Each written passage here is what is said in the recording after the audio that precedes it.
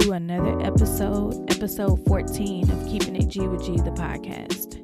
I am your host, G. And before I start the episode, I want to thank you guys, like I'm always going to do, for tuning in and being on this journey with me. Make sure you guys subscribe, leave me reviews and feedback, and be sure to share with your family and friends about the podcast, because you never know who needs to hear the topics that I discuss and how it can help them. So with that being said, I want to get right into this week's episode. And this week, the episode is special to me because this is my first guest interview. And the title of this week's episode is Maneuvering Through Womanhood with Shakayle Covington. Her and I went to high school together. She's the author of Letters to My Beloved, and it's available in all bookstores. So you can head out and grab it. And if you can't get to a bookstore, you can purchase it on Amazon. I'll put the link in the show notes for you guys to do so. So for me personally, it's been an honor to see Shakayle blossom into the woman that she is today, even from a distance. Just seeing her growth and how successful she is with her book and blog site. And because we tend to discuss similar topics, I couldn't help but ask Shakayle to come be on the podcast and give you some insight in a different perspective versus me doing all the talking like I do weekly. In this episode, she'll discuss her book, how she's successfully maneuvering through her 20s, and some tips on self-care. So without further ado, here's our conversation. Enjoy. Shakayle, welcome, and thank you for accepting my invitation to come on the podcast. I'm so excited to have you as my first guest interview. How are you?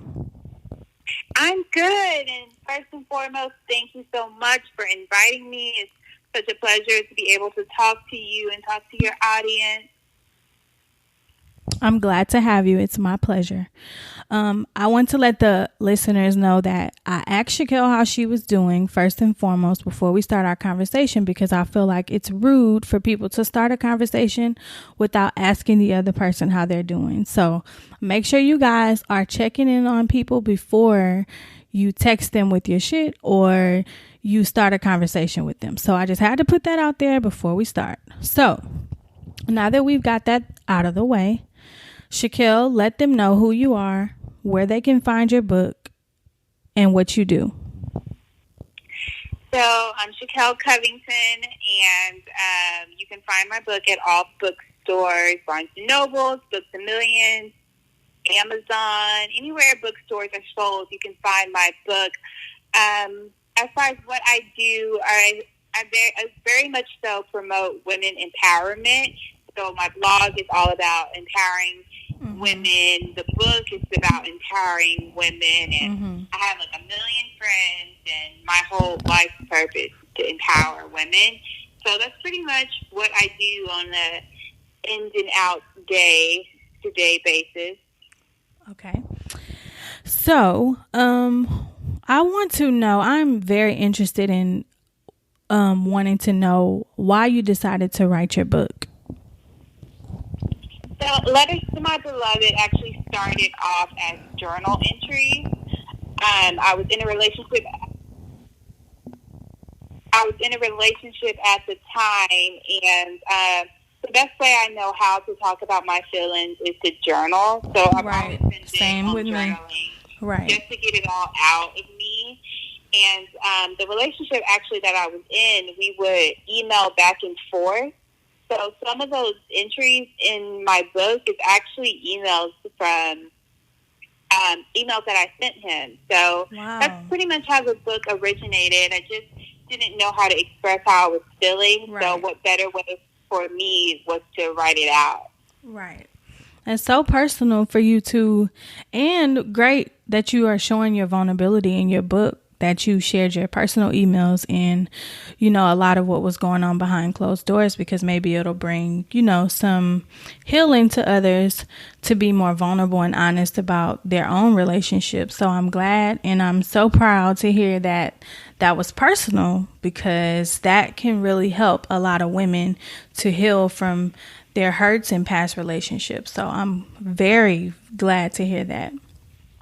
Definitely. I definitely think being vulnerable is so important, and it kind of helps you have insight as a woman of like how to maneuver through your life by being vulnerable. Like, I used to be so scared of it, but as of lately, I'm learning like that's actually my superpower, is to be vulnerable, right, and to be Mine too. super organic.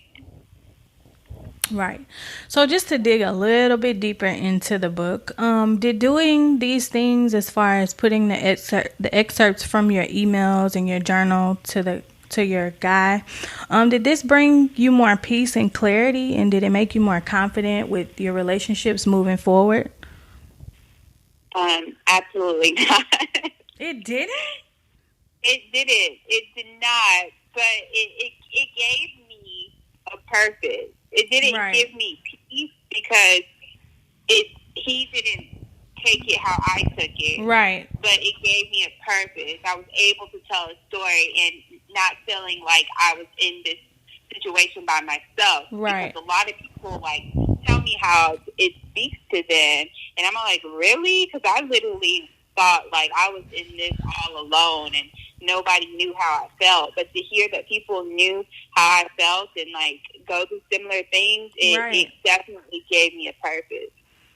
I can definitely see how people can tell you that they felt the things that you're writing, because we, as women, we go through a lot of similar situations, but then we don't share it with others because we're, in fear of being judged, or that we're the only one going through it. So it's good that you shared it. I told you last night when I was reading your book that it was extremely vulnerable. It's honest. And the first couple of pages where you put the letter to your daughter, like an unborn child, was so special. I told you that it hit me, and I meant that, because it was just so vulnerable and honest. And I have to, congratulate and pat you on your back for that, because it was extremely special for me, because, I have a baby. So to read that letter of you just kind of saying how you'd be there for your daughter, and you're not going to have all the answers, but you're going to make sure you put your best foot forward, it was special to read that, especially coming from someone that hasn't even had a child yet. So right. Well, thank you so much. Yeah, I definitely thought that was so important to start off with that letter, because it was how I felt all in one. Because as a mother, this firsthand, that your job is to teach your child to help make better choices that you probably didn't make in your past. Exactly. But from your experience, this is how you want to raise your daughter, and what you needed as a child, so you're going to give it to your daughter. That's exactly right. I agree. I couldn't agree more. So the next question I have for you is, what's your take on social media, mental health, and how do you not let it affect you by staying true to who you are and not get so caught up in comparison? Right. So social media is a big thing in everybody's life. Mm-hmm. I definitely use it for what it's worth, and that's to grow your business.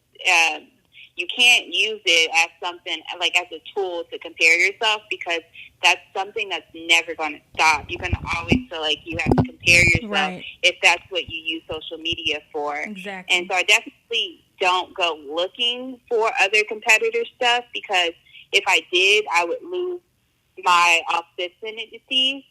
And I'm not trying to lose that. This is what I believe in. So I definitely want to make sure my head is clear.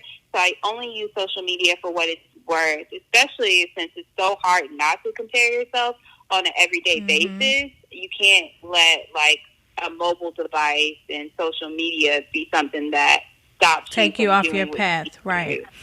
I agree. I think that is extremely important, because I think I talked about that in an episodes ago, that if you take your eyes off your own path and you are constantly comparing yourself to others, especially on social media, it will take you off the focus of what you need to be doing for yourself. So what you said, I couldn't agree more. Again, we are just on an agreeing spree. So that's why I asked you to be on my podcast, because I felt like, because we talk about some similar things, especially on your blog site. And it's such a self-care, situation. That's like the epidemic right now. It's most popular. And so I'm glad that we're both on that path of trying to empower women and, make sure that they take the time out that they need for themselves, to be their best selves. So as the episode is coming to a close, I want you to let people know where they can find you on IG, Twitter, your blog site, or what have you. So you can follow me on Instagram. It's Shakayle, and Twitter is just Shakayle. That's usually where I talk all of my shit, my rants. And you can get the book in all bookstores, and the blog is herzoneus8.online. All right. And again, for the listeners, I'm going to also put all the links on where you can find Shakayle and her book link in the show notes for you guys to refer to. So don't fret. Just make sure you please support my girl and get her book. I feel like it'll bring a lot of healing towards you, especially if you're in a relationship, or if you're not in a relationship, or if you're getting over a relationship, or just in general. It'll help you for just to see how she's sharing her vulnerability and being her most authentic and honest self. And last but not least, Shakayle, do you have anything you want to leave the listeners with, like tips on self-care, or just anything you want to let them know? Tips on self-care. When the new year actually started, I started to write my affirmations down. So before I leave my house, I would like to write at least 3 positive I ams before I leave, such as like, I am powerful, I am strong, I am resilient. So I definitely think those help a lot when you're about to start your day, because it really does carry you throughout your day. So that's a big, big thing, is your affirmation. All right. Well, guys, that's going to wrap up the show this week. Remember to check out the show notes on all things Shakayle, including her book link. Thank you for listening. Thank you, Shakayle, for being my first guest interview. It was fun. We definitely have to do this again sometime. We do. Thank you for having me. My pleasure. And again, have a great week, you guys. I'll meet you here next week, next Monday, same place, same time, for episode 15. Have a great week.